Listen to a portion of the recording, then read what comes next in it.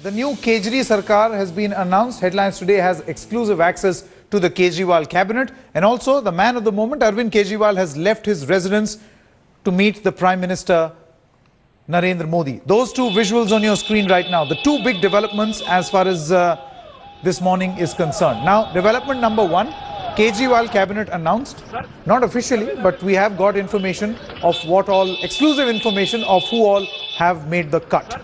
Now, no points for guessing that Kejriwal is the Chief Minister. The surprise is Deputy Chief Minister. The first time for Delhi, Manish Sisodia has been given this post.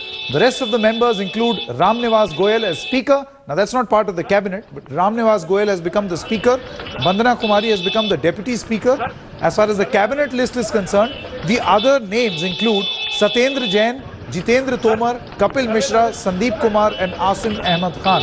Now, these are people who are largely unheard in the larger scheme of things as far as Aam Aadmi Party are concerned. So quite literally, Aam Aadmis have been given prominence as far as Kejriwal's cabinet is concerned. What is significant is that Somnath Bharti does not make the cut. He has not made the cut to the cabinet list. Those who have been left out apart from Somnath Bharti include Rakhi Birla, Saurabh Bharadwaj, the biggest surprise because many expected him, and given his clean image and the fact that he was young, dynamic and headed the 49-day Transport Ministry Department, he could in fact make the cut. That has not happened. And Girish Soni has also been dropped from the cabinet. Let's quickly take a look at what all people or who all are these people. Meet your candidates. This is Asim Ahmed Khan.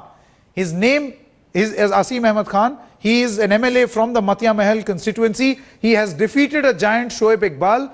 He's 38 years old. His educational qualification that he is a graduate, as well as his political qualification is that he contested Delhi municipality election in 2012.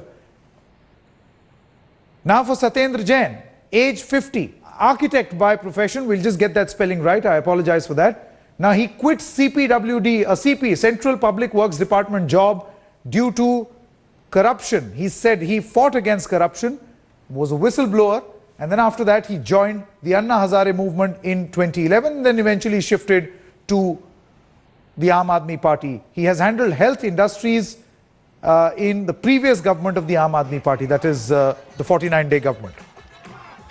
The next big name, Kapil Mishra, 34 years old. He has a master's degree in social work. He has worked with Greenpeace as well as Amnesty International in the past.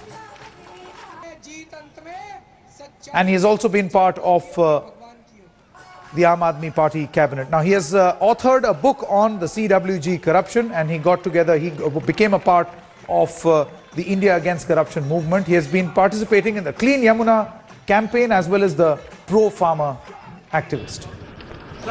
Okay, next person, Sandeep Kumar. He's 32.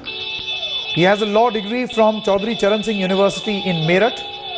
He has won the biggest margin of 64,439 votes from his particular constituency. He's among the 67 Aam Aadmi Party leaders who have actually won. He's a prominent backward face of the Aam Aadmi Party. So he has got prominence as far as the cabinet is concerned. Okay, let's quickly cut across now from the two important ends, and we have got those ends covered as far as Headlines Today is concerned. On one hand, but first quickly let's take a look at these key takeaways. Manish Sisodia, what are the key takeaways as far as this particular cabinet decision is concerned? Number one, Manish Sisodia elevated is now the virtual number 2 in the Aam Aadmi Party.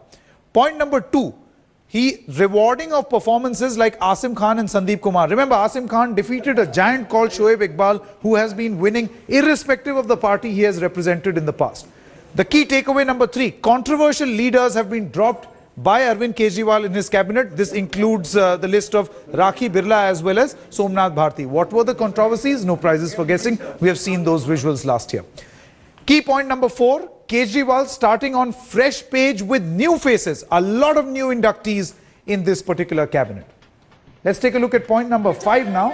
One of the youngest cabinet, where the average age of this particular cabinet is only 37 years. That could perhaps go down as the youngest cabinet across all states in India. No cabinet can perhaps be as young as 37. Okay, now let's go across to those two ends that Headlines Today has covered. Number one, Arvind Kejriwal's residence, from where Arvind Kejriwal has actually left. Jugal Purohit is joining us from there. And the other end, where that all crucial meeting is supposed to happen at 10:30, where Brajesh Pandey is with us. Let me come across to you, Jugal, first. Very briefly, what really are the expectations from Arvind Kejriwal when he meets Narendra Modi, apart from exchanging pleasantries and bouquets?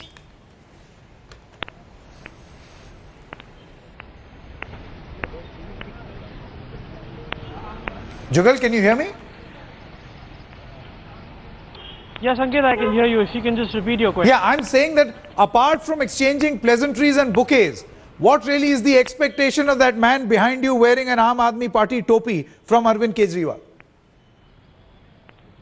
Well, Sanket, it's a very easy call to make. For now, at least what Arvind Kejriwal wants is full statehood. Again, not an issue which could be settled over a cup of tea or chai, as the Prime Minister often likes to state it so. And also is the issue of ensuring day-to-day cooperation, because mind you, if there is a confrontational posture that the state administration actually adopts vis-a-vis the centre, which is what we saw in Arvind Kejriwal's last 49-day rule, then there is very little that the government can actually achieve, because nothing really moves in Delhi unless the centre moves along. And to quote a very senior bureaucrat, running Delhi state administration is like running a union government's department. You need the consent, you need the confidence of the centre. So that's what's going to happen today. In fact, yesterday I was speaking to some senior Aam Aadmi Party leaders, and they were very clear that now there is no time for any confrontation whatsoever with the BJP. They will have to shed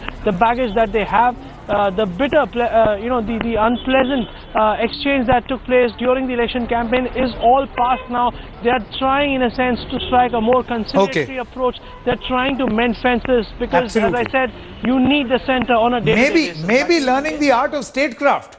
Maybe because it's a new party and they've had their experience of 49 days this time around, Brajesh, you see a very different Arvind Kejriwal and his cabinet. Maybe he has learnt a thing or two from Narendra Modi. Very different when he became the Prime Minister. Just take us through what to expect from your end. What news will you give us at 11 or 11:30 when that meeting concludes?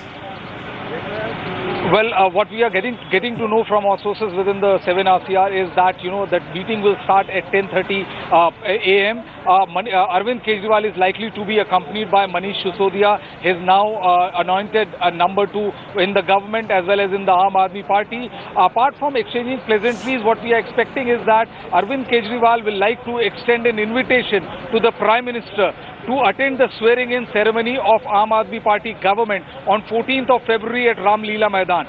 Apart from that, he is also likely to extend an invitation to the whole Council of Ministry. And the issue of full statehood is also likely to be raised in this meeting between Arvind Kejriwal as Prime Minister, as what we have been told us by our sources in the Home Ministry is that yesterday he had also a detailed chat with Home Minister Rajnath Singh about the law and order situation in Delhi, as well as the granting of full statehood. No, but then Brajesh, these things we know. The state of Delhi. Brajesh, these points we know. The point is, you cover the Bharti Janata Party. Just take us through what really is the internal calculation as far as these issues are concerned within the party and the government.